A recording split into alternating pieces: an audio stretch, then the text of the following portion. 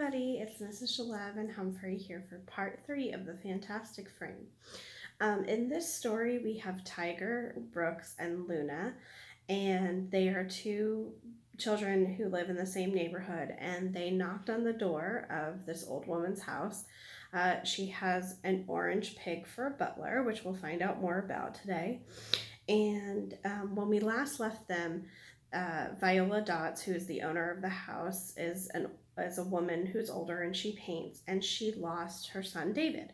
And so now she is talking about how they lost David and what the circumstances were. So that brings us to chapter 4. It happened on the day my husband and I brought this frame home, Viola Dotts began. We had purchased it from an antique store.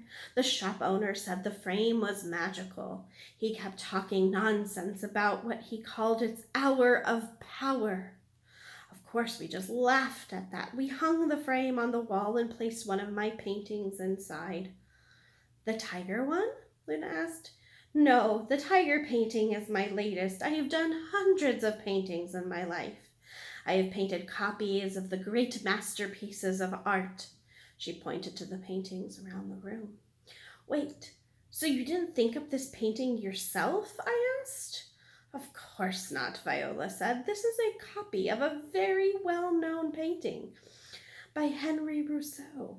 Certainly you have heard of him. Actually, I hadn't. Boy, did I feel silly. But Chives came to my rescue. Sir, Rousseau's original painting is called Surprised, he whispered in my ear. It hangs in the National Gallery of London. It is quite famous in art circles. Sorry, I whispered back. I'm not much of an art guy. Viola continued with her story. The painting Charles and I put in the frame that day was one of my originals, she explained. It showed a violent storm over a remote castle in England. I called it Trouble in the Kingdom. That's a cool title, Luna said, nodding. Our son David was 13 at the time, Viola went on. That afternoon, David was practicing the piano over there near the frame. Suddenly, I heard a ripping sound like a canvas was tearing in two. Here she is. Here's Viola Dotts and Luna and Tiger. And she's recounting the story. The painting just ripped apart for no reason? Luna asked. A hole the size of a fist opened up in the painting, Viola said. The sound of thunder and pounding rain poured out of it. I saw David being pulled towards the hole. Then there was a bolt of lightning, and suddenly David disappeared inside the painting. Just like that, he was swallowed up, leaving no trace behind. You mean the painting ate him? I asked. We don't know exactly how any of it happened, Chives said. Only that young David vanished into the hole in the painting. In return, I was spit out. I've been living here in this house with Mrs. Dotts ever since. You were once in a painting? Luna asked. So that's why you're that awesome shade of orange. My painting was called Orange Pig with Tie, Chives said proudly. It hung in the great hall at Foxley Castle, next to a portrait of a hunting dog with a rabbit in its mouth. It hung there for hundreds of years until one day a violent storm hit the castle. Oh, I whispered, almost to myself. Trouble in the kingdom. You have a clever mind, young sir, Chives said. The next thing I knew, the windows in the great hall had blown open and a boy of 13 flew in on a tremendous gust of wind. Was it David? Luna asked. It must have been. I reached for him, but the wind was so strong it knocked my painting off the wall. I felt myself tumbling round and round, falling through a dark tunnel. I saw an opening at the end, a light with a hand reaching through it. I sped toward it. And then you popped out here, in Mrs. Dot's living room, Luna said. Chives nodded. The hole and the painting closed up, he added softly, leaving me with no way to go home. He was quiet for a moment, and then he stood up straight, adjusted his bow tie, and put on a cheerful smile. But we have made the best of it, haven't we, madam? Mrs. Dodge just shook her head. For over 50 years now, she said with a sigh, David has been gone, and I am left with a pig named Chives for a butler. She dabbed her eyes again. She didn't look quite so mean anymore, just sad. You must miss your son very much, Luna said. My husband has spent every day since then traveling the world, she said. He has searched everywhere for David, and I have devoted these years to painting copies of the great masterworks of art. Each new painting goes into that frame. Each time I hope David will appear in one of them, that he will come back. Wow, Luna said. He'd be pretty old by now. The world of art is timeless, Viola said.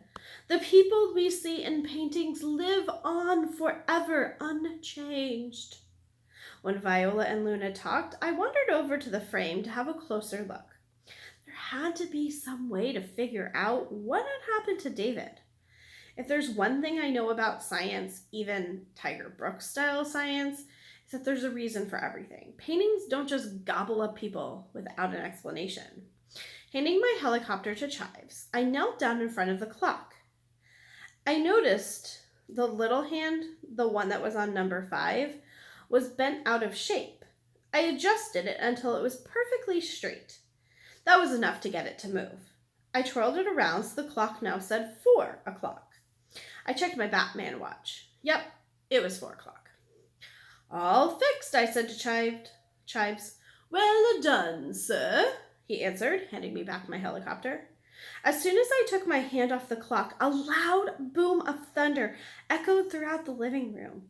It was immediately followed by the whistling of wind and then the plunking of heavy raindrops. Where were those sounds coming from? Where? Definitely not from outside. I looked across the room and saw Mrs. Dot staring at the painting. Her mouth was open and her eyes looked wild. It can't be, she screamed, but it was. I put my ear to the painting. The storm was coming in from inside the painting.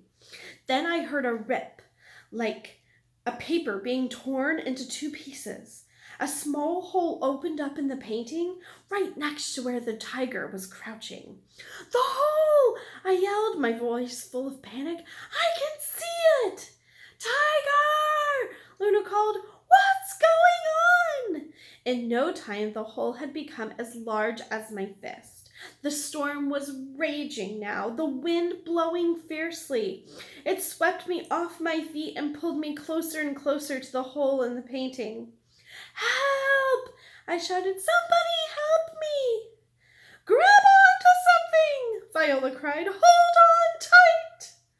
She started across the room, but she was old and moved very slowly. Chives was nearby and reached one of his stubby arms out to help me. His hoof was pointy and sharp, but I couldn't hold on. By then, Luna was at my side, still clutching the helicopter in one hand. Too afraid to let go, I held out my other hand to her. Pull me back! I called to her. I am scared. Me too, she cried. She grabbed my hand and tugged as hard as she could. The power of the storm was too much for even the 2 of us. Screaming at the top of our lungs, we were sucked into the hole in the painting. I'm coming with you! I could hear Viola Dot's yell. No, madam, I heard Chives answer. You will not survive! As the living room disappeared before our eyes, the last thing we saw was Viola's hand reaching through the painting. I could hear her crying, David! Oh, David, come home! And then I could no longer hear any sounds from the real world or her. Luna and I were tumbling down a long flight of stairs into a darkness far below. The wind roared and the rain pounded, and somewhere in the distance, I thought I heard a tiger roar. And I'm going to stop there. I'm going to leave you on a little bit of a cliffhanger today, okay? So at this point, Tiger, who's the narrator of the story, and his friend Luna have been sucked into the painting. And if you noticed that when he was sucked into the painting, he had put the clock on 4 o'clock.